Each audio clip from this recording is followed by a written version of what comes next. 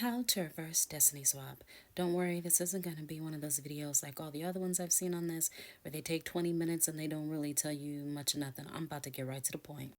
All right, so the core of destiny swapping is jealousy and envy.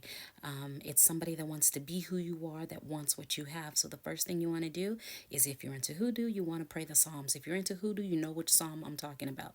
Pray the Psalms every day. Pour it over a glass of water and toss it in the air. Don't pour it on yourself, and that will break the spell of jealousy and envy that they have over you. If you're Wiccan, there is a cloaking spell that you can do. Like I said, if you're Wiccan, you already know what the spell is, but you can cloak yourself so that this person can't really see you. So there are spells, all different types of witchcraft and practices where you can cloak yourself, where they can no longer see you.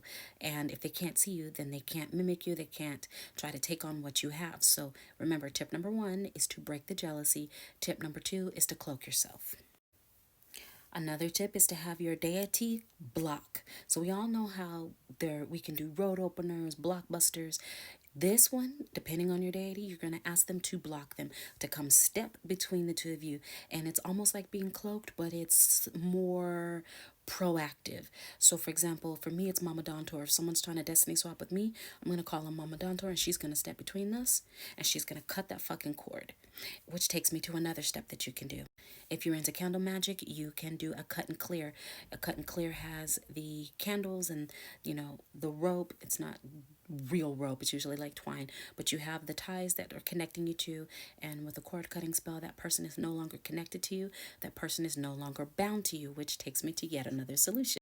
You can bind a person so that they cannot harm you, so that they cannot take what belongs to you. And of course, though you have to be careful with this, you can hex a person who tries to steal from you. Now, that can be money, that can be your possessions, and that can be your destiny.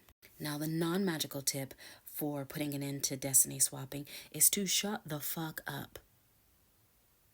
Stop telling people what your plans are. Stop telling people where you're going to go and what you're going to do and who you're going to do it with. Stop telling people who you have a crush on. Stop telling people what you hope will happen and what it is that you want to do.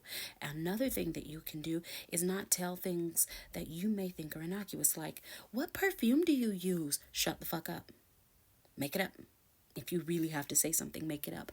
Don't tell people what perfume you wear, because they're going to wear it. And now the person you're crushing on or that you're into is like, I like that perfume on you.